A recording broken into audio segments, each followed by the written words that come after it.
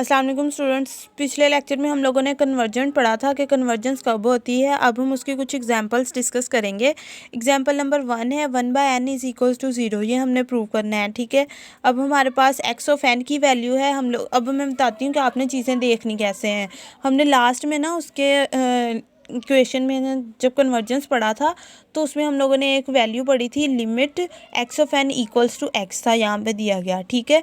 अब इसी के हिसाब से हम लोग यहाँ से वैल्यू सिलेक्ट करेंगे। लिमिट x ऑफ n यानी x ऑफ n ये है हमारे पास और x की वैल्यू हमारे पास 0 है। उसके बाद हम लोग कन्वर्जेंस का फार्मूला पढ़ते थे xn minus x which is always less than epsilon. अब यहाँ पे देखें xn minus x is equals to mod 1/n minus 0 which is equals to 1/n। और हम लोग कहते हैं बाय कन्वर्जेंस थ्योरम ये जो है लेस देन होता है एप्सिलॉन। ये हमने रिक्वायर्ड है, ठीक है। अब हम क्या करेंगे, आर्चिमीडियन प्रॉपर्टी लगाते हैं। ये हम सेकंड चैप्टर में पढ़ते हैं। इसमें क्या होता है, if x is element of r, x जो है एक हमारे पास रियल नंबर से बिलोंग करता है, then for each n which is belong to natural number such that x जो है वो लेस देन होगा नेचुरल नंबर से। जो रियल नंबर हमारे पास आएगा वो लेस देन होगा नेचुरल नंबर से। यही हम यहाँ पे कंडीशन अप्लाई करेंगे। फॉर 1/एप्सिलॉन element of r and k is epsilon is element of k epsilon is element of n using a। यहाँ पे हमने क्या किया, ये वाली कंडीशन लगाई कि 1/एप्सिलॉन जो है वो लेस देन है k ऑफ एप्सिलॉन के और k ऑफ एप्सिलॉन जो है वो इक्वल है k के। ये लेट कर सकते हैं हम लोग, ठीक है।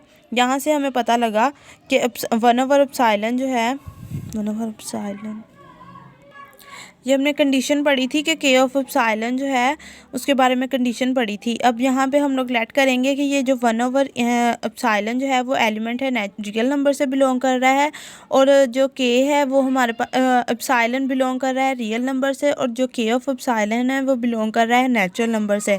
यहाँ पे कंडीशन लगाएंगे या आर्चिमीडियन प्रॉपर्टी लगा के कि जो रियल नंबर है वो लेस देन है नेचुरल नंबर से। और ये k ऑफ एप्सिलॉन को हम जो है वो सिंपली k से भी डिनोट कर सकते हैं, इसलिए हमने यहाँ पे k भी लिख सकते हैं। ये k जो है, अब इसको इस वाले को और इस वाले को लेंगे। यहाँ से हम क्या करेंगे, यहाँ पे रेसिप्रोकल लेंगे तो ये 1/e यहाँ पे हमारे पास आ रहा था ना 1/एप्सिलॉन is less than k। Reciprocal या दोनों साइड्स पे एप्सिलॉन हमारे पास आ जाएगा, ये इधर आएगा और ये वाली चीज़ इधर जाएगी, ये आ जाएगा, मतलब चीज़ें ये इधर जाके मल्टीप्लाई होगा और ये भी इधर आ जाएगा। यहाँ जैसे हम देखें यहाँ पे हमारे पास 1 रह गया और यहाँ पे आ जाएगा k ऑफ एप्सिलॉन, ये इधर जाके मल्टीप्लाई हो गया। मल्टीप्लाई होने के बाद यहाँ पे ये k जो है मैं इधर मल्टीप्लिकेशन है, इधर जाके डिवाइड में चेंज हो जाएगा k। तो मेरे पास ये फॉर्म बन जाएगी 1/k is less than epsilon, ठीक है। मैंने वही फॉर्म बनाई है, यहाँ पे इसको मैंने लेट कर लिया है कि ये 1 है। जबकि n जो है वो हम हमेशा लेट करते हैं which is greater than k होता है। तो हम लोग यहाँ पे हम लोग एप्सिलॉन की जगह पे 1/n, यहाँ पे भी जो है इस वाली जगह पे भी वो लेंगे रेसिप्रोकल। जब रेसिप्रोकल लेंगे तो साइन चेंज होंगे, क्योंकि रेसिप्रोकल में साइन चेंज हो जाता है। 1/n is less than 1/k आ जाएगा। इसको हम लेट कर लेंगे इक्वेशन नंबर 2। रेसिप्रोकल लेके साइन चेंज हो जाएगा और वो भी वैल्यूज़ उल्ट हो जाएंगी, इसे हम कह देंगे इक्वेशन नंबर 2। इक्वेशन नंबर 1 पिछली थी जिसमें हम लोगों ने लिखा था एप्सिलॉन जो है 1/k is less than epsilon. उसके बाद इन दोनों इक्वेशंस को जब हम कंपेयर करते हैं, इसको और ये वाली इक्वेशन जो थी हमारे पास 1/k is less than epsilon, इसको और इसको इक्वेशन को कंपेयर करें तो हमारे पास 1/k हमारे पास सेंटर में आता है। 1/k से जो छोटी वैल्यू है वो है 1/n और 1/k से बड़ी वैल्यू जो है वो है एप्सिलॉन। अब इन दोनों को कंपेयर करें अगर हम, तो 1/n is less than epsilon, जो कि हमारे पास हमने प्रूव करना था पीछे, जो कहा गया था कि आप प्रूव करें। ये अगर हम ये प्रूव कर लेते तो हम कह सकते थे कि ये कन्वर्ज भी कर रहा है, आंसर सही है हमारे पास। तो इसीलिए हम लोगों ने इसको ये प्रूव किया। इससे हमारे पास आंसर आ गया कि एक तो यहाँ पे हमारे पास जो लिमिट जो है एग्जिस्ट कर रही है और लिमिट यही है जो हमें दी गई है। इसी तरीके से हमारे पास सेकेंड एग्जाम्पल है, limit 1/n² + 1 is equal to 0। यहाँ पे एक्स ऑफ एन की वैल्यू ये है, एक्स की वैल्यू ये है। यहाँ पे भी हम वही करेंगे, एक्स एन माइनस एक्स पहले करेंगे। हर क्वेश्चन जो भी आएगा ना ऐसा जिसमें आप लोगों को ये कहा जाए, आप सबसे पहले एक्स एन माइनस एक्स निकालेंगे। निकालने के बाद वहाँ पे हम लोग क्या करेंगे, उसको जो है थोड़ा सा सिंप्लीफाई करने की कोशिश करेंगे। पीछे सिंप्लीफाई हुआ था इसलिए फर्स्ट में करना नहीं पड़ा। यहाँ पे देखें 1/n² + 1, ये जो है वो लेस देन है 1/n + 1 से, क्योंकि अगर मैं लिखूँ 1/2² + 1, ये हमेशा लेस देन होगा 1/2 + 1 से। ठीक है, ये वैल्यू बड़ी होगी, ये छोटी होगी, क्योंकि जितने डिनोमिनेटर में वैल्यू बड़ी होती जाती है उतनी वैल्यू जो है होल वैल्यू छोटी होती जाती है और डिनोमिनेटर में वैल्यू बड़ी हो जाती है। इसी तरीके से ये हमारे पास आगे वाला, मैं अगर इसे ऐसे करूँ तो ये बड़ा होगा, ये छोटा होगा। यहाँ पे भी उन्होंने यही काम किया है।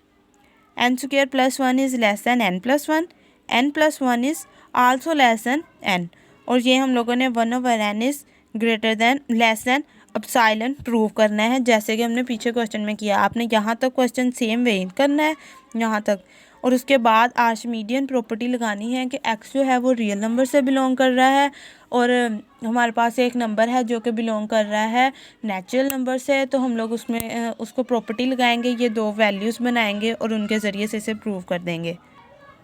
एग्जाम्पल नंबर CD जो है वो सेम एज़ B है। उसके बाद हमारे पास आता है टेल ऑफ अ सीक्वेंस। ये हमारे पास ये टॉपिक है, इसका हमारे पास है if x is equals to x1 x2 x3 up to so on xn, a sequence x is equals to xn of real numbers and m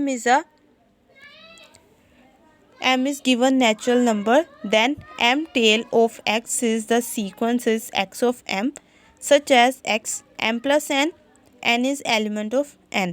वो हमारे पास सिंपली मैं बताती हूँ आपको, सिंपल एग्जांपल से जब पता लगेगा ना तो आपको ये आसानी हो जाएगी।